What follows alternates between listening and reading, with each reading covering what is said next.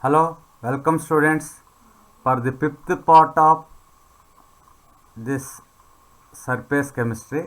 It is the part 5. In the last class, I explained about methods of preparation of colloids. So colloids can be prepared by three types of methods: chemical methods, electrical disintegration or Briggs arc method, and peptidization method. These chemical methods, again, four types of chemical methods are there: double decomposition, oxidation method, reduction method, and hydrolysis. All these methods explained. After preparation of colloids, how to purify colloids. This topic also discussed in the last class, that is dialysis. Dialysis is a slow process, so that's why you have to prepare this electrodialysis. And the next method is peptidization. Now in today's class I am going to explain about properties of colloidal solutions. Properties of colloidal solutions. Here so many properties are there. One by one I will explain now. The first property is colligative properties. You know colligative properties in solutions chapter. The properties which depends on number of particles. The properties which depends on number of particles but not on the nature of particles. The property which depends on number of particles but not on the nature of particles are called colligative properties. You know there are four colligative properties. Next topic is Tyndall effect. Tyndall effect. Colloids exhibit some color. So color property. Why the color? Next, Brownian moment. Charge on colloidal particles. Electrophoresis. Coagulation, or it can be called as precipitation. These 7 properties. For properties, how many properties are there for colloidal solutions? 7 properties are there. First one is colligative property, Tyndall effect, color, Brownian moment, charge on colloidal particles, electrophoresis, coagulation. So this class is very important for board examination. So definitely one question will come from these properties of colloids. So first property you will see colligative properties. Colligative properties. Already I told colligative property means the property which depends on number of particles. You take here one true solution and equal volume of, it is a true solution, and here it is colloid. Equal volumes you take or equal amounts. Then here number of particles when compared to solution, number of particles in colloid is more or less. Number is more or less because solution particles size is less than colloidal particle. Here particle size increased. Particle size increased. Because of increase in particle size increased. Colloidal particles are bigger. So size increased, particle size, that's why their number becomes, particles number becomes small. So number of particles when compared to number, here number only playing role in colligative properties. When compared to number of particles in solution, number of particles in colloids are less because colloidal particle size is more. So colloidal particles being bigger aggregates, the number of particles in a colloidal solution is comparatively less as compared to true solution. When compared to true solution, here in colloids, number of molecule or ion, whatever that one, number of particles are less. That's why number of particles less means the value of colligative properties are also small as compared to values shown by true solutions at the same concentration. You have to take same concentration. Here chalk powder, you can take chalk powder. In chalk powder, number of particles here less when compared to sugar or salt, because here particle size is large. Particle size is more, particle number is less, number of particles less, so colligative properties are also less. Here one point you have to remember, colligative properties of colloids values is less than the colligative property values of true solutions at same concentration. Now second property is Tyndall effect. Tyndall effect. So although a colloidal solution appears to be homogeneous, its appearance is like homogeneous like true solution. A colloidal solution appears to be homogeneous, but it can be distinguished from a true solution by its ability to scatter light. So, how to distinguish true solution and colloid? So, appearance is like same, but by using Tyndall effect, you can differentiate solution and colloids. Solutions do not exhibit Tyndall effect, whereas colloids exhibit Tyndall effect. So scattering of light, this is called Tyndall effect. How to define, you will see. The scattering of light by colloidal sized particles is called Tyndall effect. This is important definition. In lower class also you studied. The scattering of light by colloidal sized particles is called the Tyndall effect. So that means in true solutions particle size is very small. These particles do not scatter the light. Whereas in colloids particle size is comparatively bigger when compared to solutions. So they will scatter this light. This scattering of light is called Tyndall effect. This effect was first observed by Tyndall, scientist Tyndall, in 1869. A strong beam of light was passed through a colloidal soul placed in a dark place.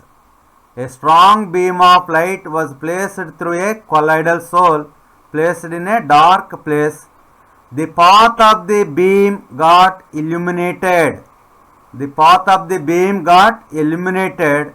The illuminated path of the beam is called Tyndall cone. Tyndall cone.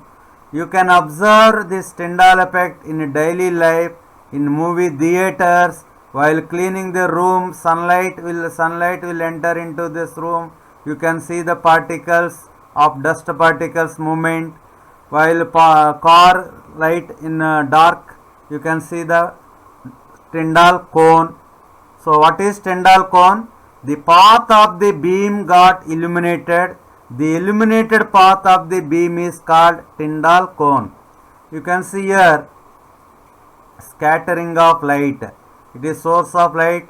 So you can see here clearly torch light. It is a true solution. No scattering of light. No Tyndall effect. In case of solution, true solution, no Tyndall effect. But in case of colloidal soul, you can see here that illumination path is there. Colloidal soul, scattering of light So that means colloidal source exhibits Tyndall effect. Tyndall effect. So why this colloidal source exhibiting Tyndall effect? Tyndall effect is observed only when the following two conditions, these two conditions. If this collide, this is colloidal solution.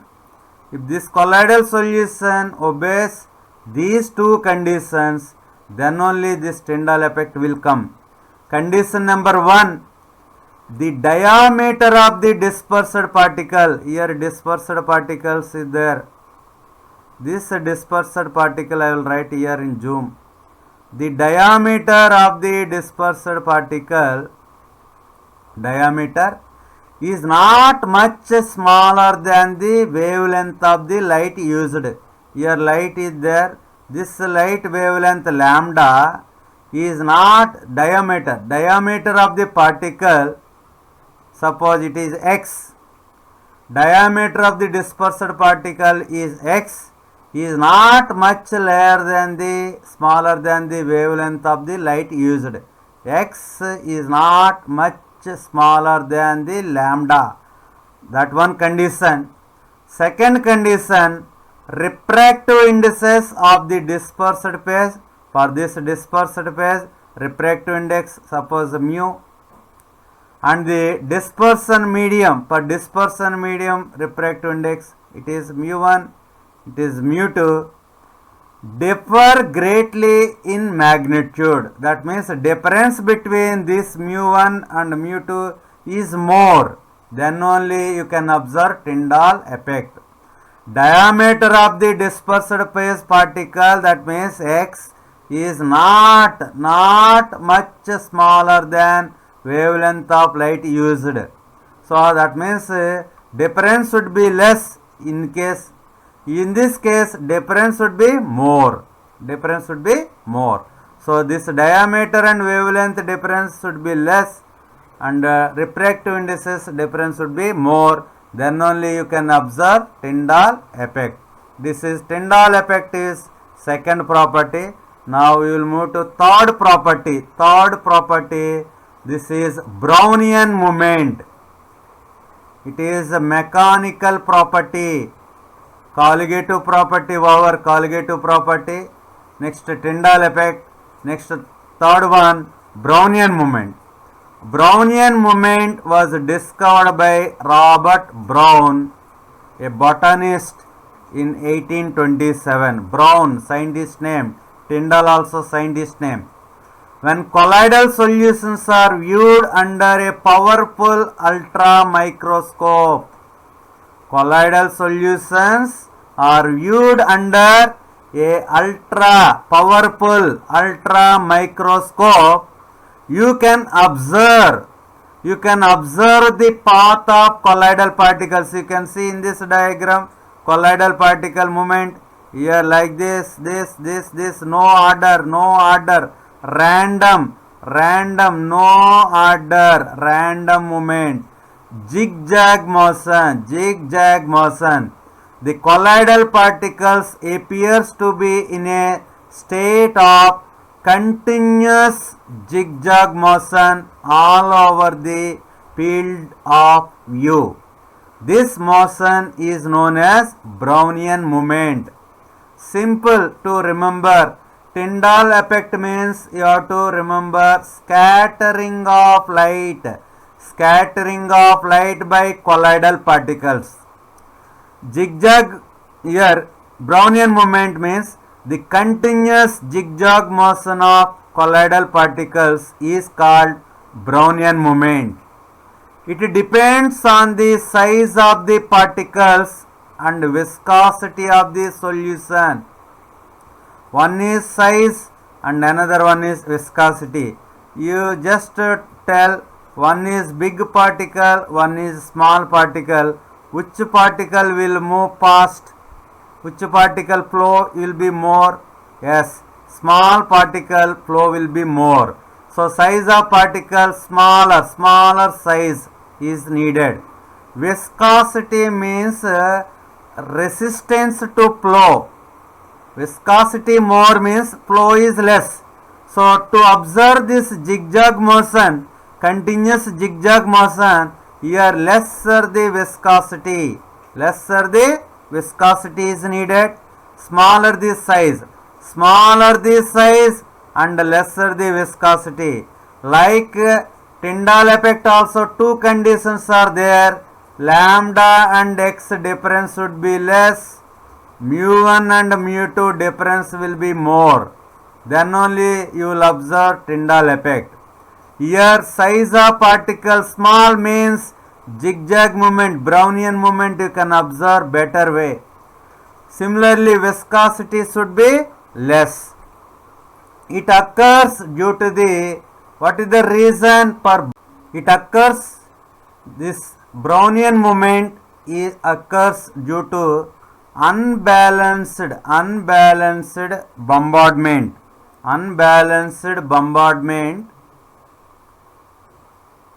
of the particles by the molecules of dispersion medium. The Brownian movement does not permit the particles to settle. This point is important. Suppose you take one soul collide, so these particles will always in the movement only, you can see here, always in the movement, do not settle, and it is responsible for the stability of souls. Why souls are stable? Why souls are not settled down? Why souls are stable? Why souls are not settled down? Why particles are continuously moving? Because of Brownian movement. What is the reason for Brownian movement? Unbalanced bombardment of the particles by the molecules of the dispersion medium. So that means in collide, dispersed phase, particle space and medium. So between this unbalanced bombardment of the particles of dispersed phase by the molecules of the dispersion medium, because of this unbalanced bombardment, that molecules, particles always in continuous zigzag movement, it is called Brownian movement. Because of Brownian movement, colloids do not settle down, hence colloids are stable. Next property, fourth property, color. The color of colloidal solution depends on wavelength of light scattered by the dispersed particles. The color of the colloidal solution depends on the wavelength of light scattered by the dispersed particles. The wavelength of the light further depends on the size and nature of the particle. Here things you have to remember. Color depends on lambda. This lambda depends, wavelength depends on size and nature of the particle. Size of the particle also plays important role in the color of colloids. You can see here, it is a gold soul. Here size of particle is 5 nanometer, 50 nanometers, 100 nanometers, 200 nanometers. You can check the difference in colors because particle size is changed. The color depends on wavelength. That wavelength depends on size and nature. Not only that one, you can see the color of colloidal solution also changes with the manner in which the observer receives the light. For example, you take milk, mixture of milk and water, collide milk and water. The mixture of milk and water, it appears blue when viewed by the reflected light. So observer is using So that is important. Here milk and water, this mixture appears blue in color when viewed by the reflected light, and red color when viewed by the transmitted light. So the color also plays important role from where this observer is observing. So observer position also, it will, color depends on position of observer, whether that reflected light or transmitted light. If observer viewing reflected light, color is one color. If it is transmitted light, color will change. So color depends on wavelength of the light scattered by dispersed particle. Wavelength further depends on size and nature of the particle. As size of the particle varies, color will vary. Color also depends on observer position, what observer is viewing, whether reflected light or transmitted light. It is the property 4. Next property, it is important, charge on colloidal particles. Colloidal particles carries some charge. Colloidal particles always carry an electric charge. Here you take one colloidal solution. In this colloidal particles, these are colloidal particles. Here important point is all these colloidal particles carries same charge. Suppose if it is positive charge, this one also positive, like this. All particles carries same charge. This is the nature of this charge is the same. Nature of the charge is same on all the particles in a given colloidal solution. So you take one more colloid. These colloidal particles, these are colloidal particles. So all these colloidal particles carries some charge. That charge may be positive or negative. Suppose this here you take negative charge. This particle also negative. All these particles carries negative charge. So either positive charge or negative charge, but charge will be there on all the particles, and the charge is also same also. Colloidal particles always carry an electric charge. The nature of this charge is same on all the particles in a given colloidal solution, and may be either positive or negative. Based on charge, colloidal solutions are classified into two categories: positive charged soles. Second category, negative charged soles. Colloids are of two types: positive charged soles, negative charged soles. Origin of charge on colloids. Why colloidal particles get charged? What is the reason? Why the colloidal particles get charged? Here three reasons are there. So many reasons. There are various reasons. One is due to friction. Between colloidal particles and molecules of dispersion medium. Colloidal particles means dispersed phase. Particles of dispersed phase and particles of dispersion medium. Because of this friction, their development of charge will be there. The colloidal particles become charged. What is the one first reason? Why colloidal particles got charged? Due to friction between colloidal particles and molecules of dispersion medium. And the second reason, The colloidal particles may acquire charge by capturing electrons from air during electrodispersion in Briggs arc method. Yesterday I explained Briggs arc method. Electrodes connected to some source, arc will come, metal electrode, here dispersion medium. This electrode some particles will be.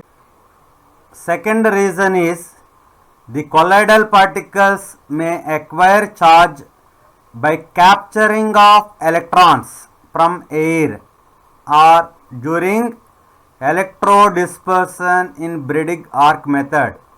So while preparing colloids by special method called Briggs arc method, colloidal particles may get charge by taking electrons from air. So this third reason is the most accepted reason. What is the third reason? Charges on colloids appear due to preferential adsorption of ions from solution. Charges on colloids appear due to preferential adsorption of ions from solutions. Here you can see preferential adsorption of ions is the most acceptable reason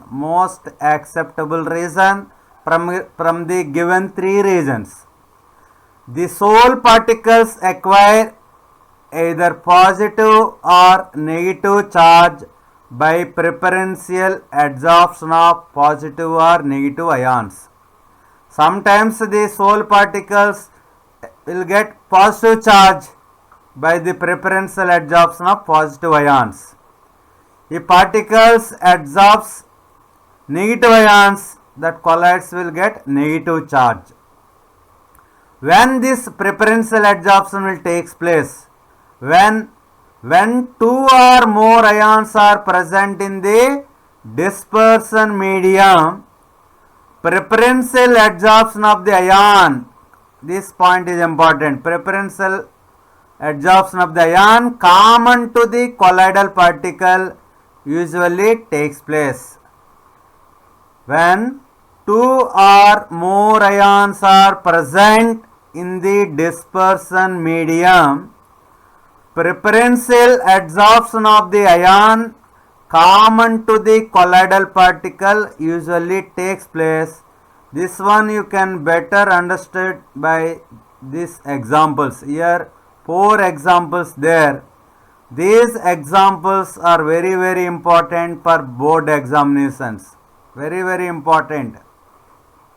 For example, you can see here, when AgNO3 solution is added to potassium iodide solution. This is potassium iodide solution, Ki. Dispersion medium. AgNO3 is added, silver nitrate is added. When AgNO3 is added to potassium iodide solution, what will happen? You know what will happen when AgNO3 is added to potassium iodide.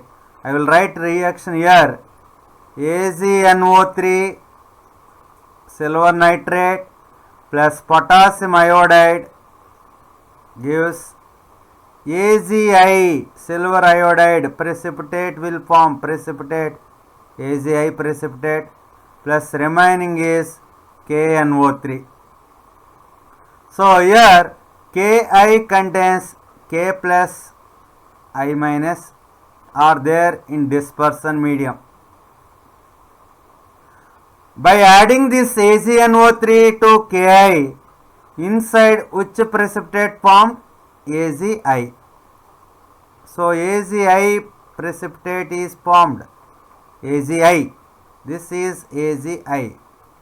Now this particle AgI adsorbs one ion from this dispersion medium, that is common ion. From this precipitate AgI, Which ion is there? K plus and I minus are available. Which ion is common? AgI. Which is common in dispersion medium? I minus. So that AgI is surrounded by I minus ions. AgI is adsorbed by I minus. This one you can write like this: AgI adsorbed by I minus ion, because preferential adsorption of the ion common to the colloidal particle usually takes place. So overall, what is the charge on colloid now? Negative charge. Negative charged soul is formed. Negatively charged soul is formed. In exam they will ask, when AgNO3 solution is added to Ki solution, which soul is formed? Which soul will be formed? That means either positive charge or negative charge. Which charged soul will be formed? That is the question. Now you can write answer easily by adding AgNO3 to Ki. AgI is formed.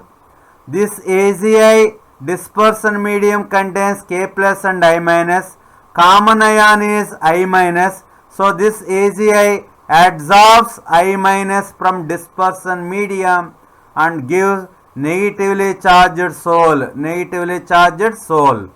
When AgNO3 solution is added to Ki solution, the precipitated AgI adsorbs I minus from the dispersion medium and a negatively charged colloidal solution result. So this is very important. Now try to understand one more example B. Here small difference is there. When Ki is added to AgNO3 solution, this is AgNO3.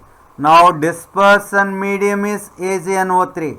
Which one is adding? Ki. Potassium iodide is added to AgNO3. What is the possible reaction when Ki is added to AgNO3? AgI, silver iodide precipitate will form plus KNO3. So here what are the ions in dispersion medium? Ag plus NO3 minus. Ag plus NO3 minus ions present in the dispersion medium. What is the precipitate? AgI. Now this precipitate adsorbs, preferential adsorption will take place. What is the ion commonly present in this colloid? Precipitate and air. So Ag plus. That means this AgI precipitate adsorbs Ag plus ions from dispersion medium. Ag plus ion is the common ion in this case. You can write this one as AgI, the partial preferentially adsorbed by Ag plus, preferential adsorption taken by positive ion, so it is a positively charged soul. When Ki solution is added to AgNO3 solution, positively charged soul results due to adsorption of Ag plus ion from the dispersion medium. It is the positively charged soul. Understood? Second example. Third and fourth. Third is this one, C, D. I will explain D here. FeCl3 is added to NaOH. Na plus OH minus. By adding FeCl3 to this one, you will get FeOH thrice. This is the precipitate. FeOH thrice and OH minus, what is the common ion? Na plus OH minus are there here. So common ion is OH minus. So you can write this one. It is the negatively charged soul. If you add to hot water ferric chloride is added to excess of hot water, positively charged sol is formed. FeCl3 is added to NaOH, negatively charged sol is formed. That means colloid when FeCl3 is added to NaOH, a negatively charged sol is formed. When FeCl3 is added to excess of hot water, positively charged sol is formed. With hot water, positively charged sol. With NaOH, negatively charged sol. So these four are examples. So next one is some other examples. These are examples for positively charged sols. Positively charged sols. These are examples for negatively charged sols.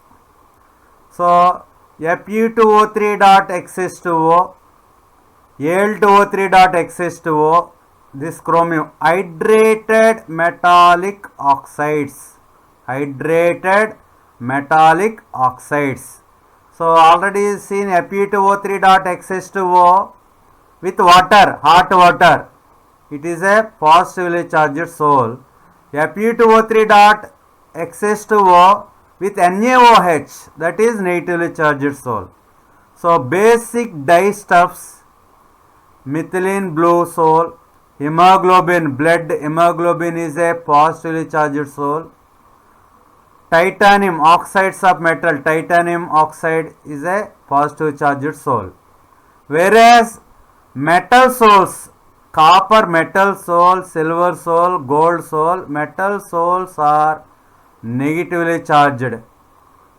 Metal sulfides AS2S3, these are negatively charged. Acidic dyestuffs, these are basic dyestuffs are positive. Acidic dyestuffs are negatively charged. Starch, gum, gelatin, this clay and charcoal are negatively charged. So some points you have to remember competitive exams. For competitive exams, metal oxides are positively charged, whereas metals are negatively charged. Basic dyestuffs positive BP. Acidic dyestuffs are negative. Only hemoglobin, big molecule hemoglobin is a positive charged, whereas others are starch, gum, gelatin, all these are negative charged sols. It is about charge of colloid. Related to charge, one more topic is there, zeta potential. To understand this zeta potential, I will explain some points.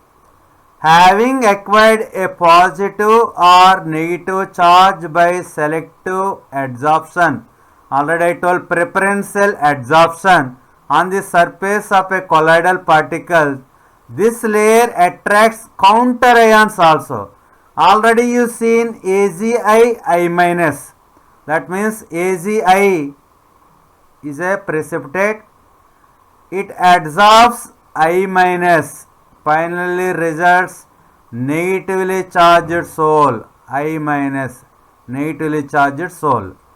This negatively charged sol attract counter ion. What is the counter ion? Remaining ion left there, this K plus. So this colloid attracts K plus ions also, K plus ions from the medium, forming a second layer. You can see here it is a colloid precipitate.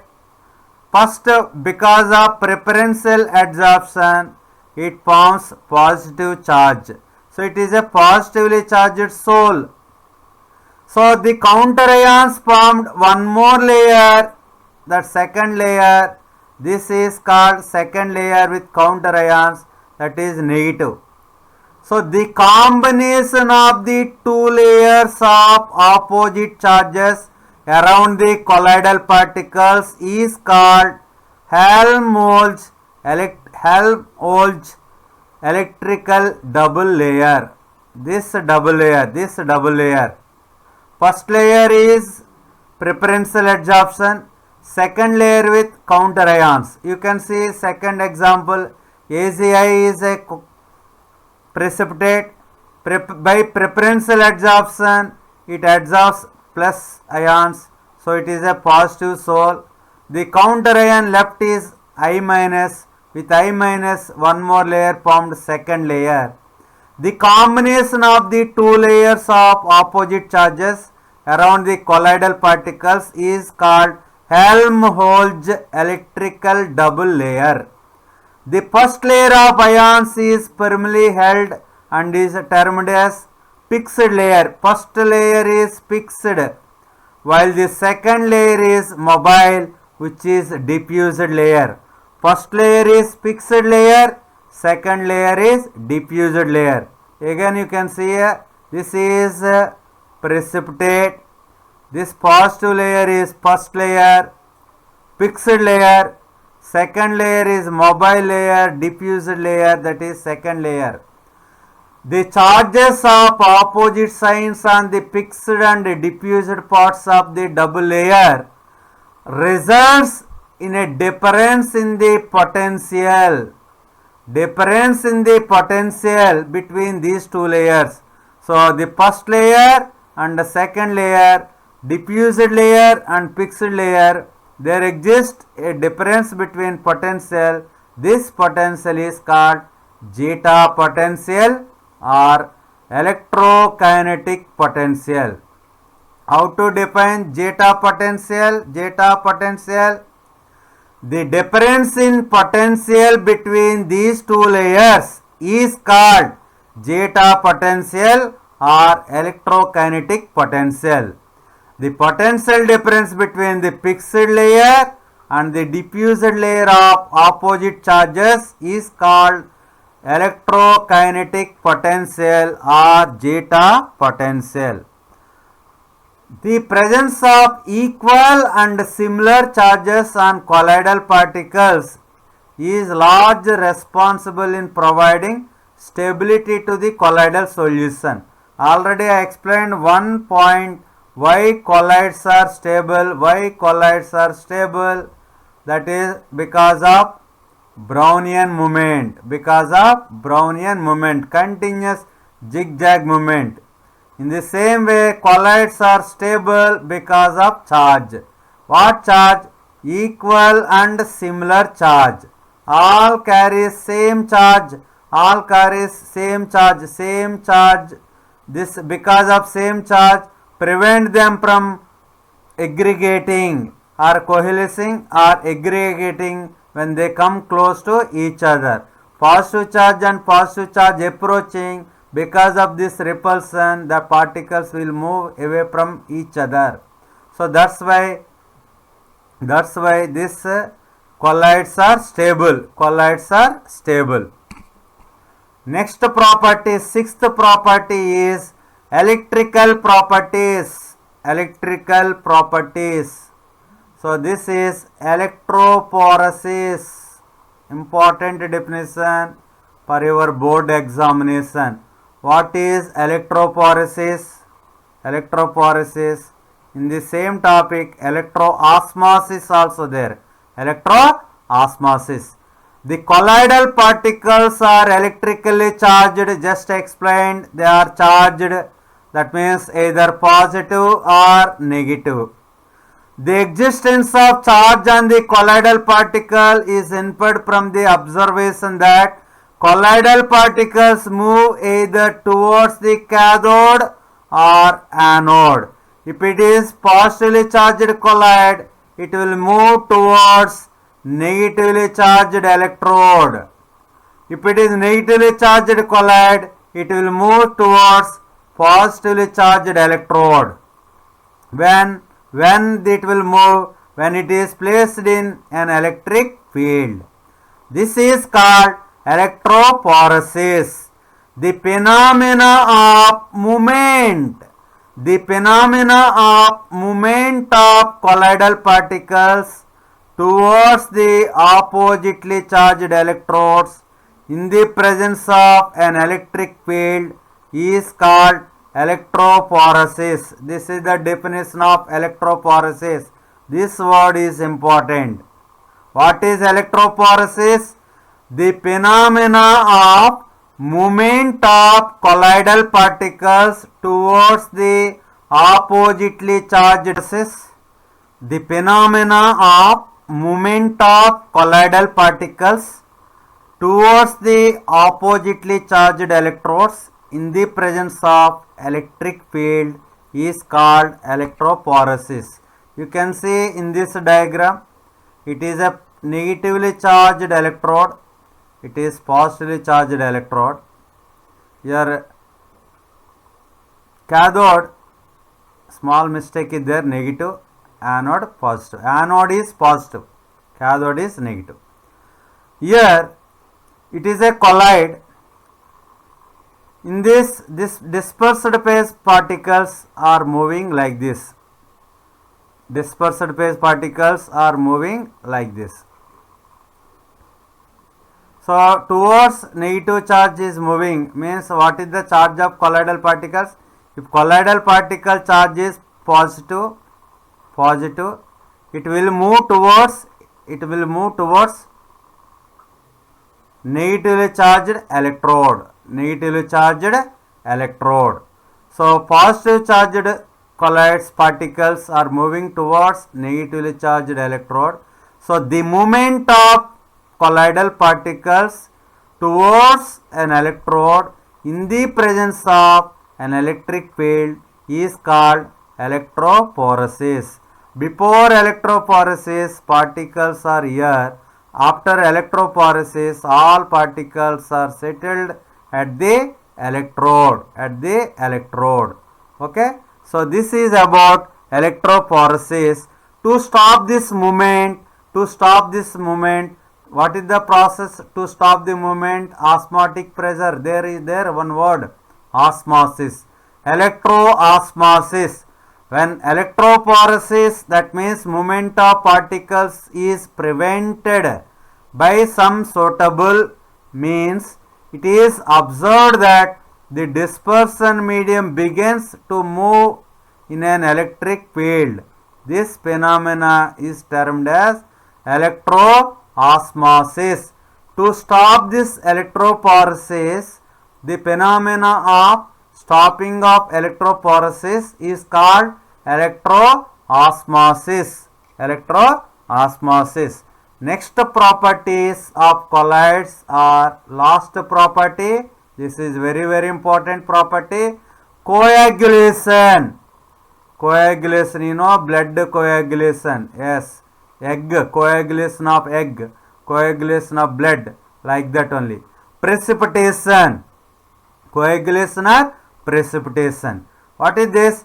The process of settling colloidal particles is called coagulation or precipitation.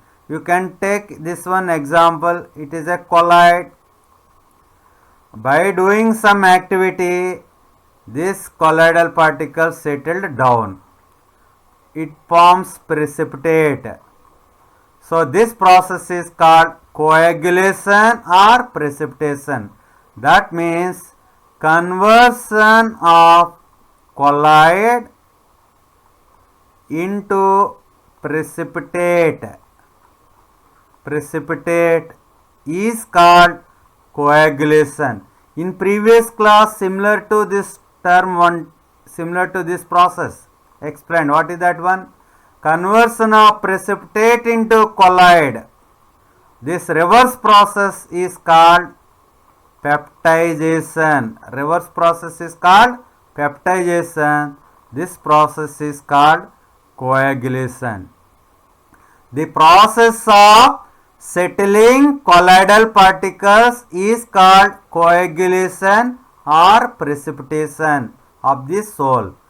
The coagulation of the leophobic soul can be carried out in these 5 methods. Either by electrophoresis, means by applying some electric field, positive ions will move towards negative electrode, then that colloid is disturbed, so that coagulation happened in the presence of electric field, electrophoresis. By mixing two oppositely charged soul, if your colloid is positively charged soul, if you add negatively charged soul, then precipitate will form, coagulation will take place. boiling, by dialysis, by the addition of electrolyte. Actually, leophobic souls are unstable. They are always trying to convert into precipitate. In that case, if we apply some electric field or some heat by boiling, by mixing another soul, by dialysis, by the addition of electrolyte, immediately that colloid is converted into precipitate. This process is called coagulation. About coagulation, some more information is there. How to prevent this coagulation? Coagulation related some rule, some principles are there.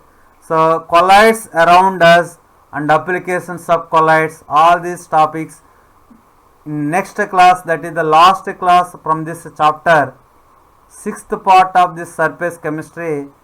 Next class I will explain. Okay, thank you.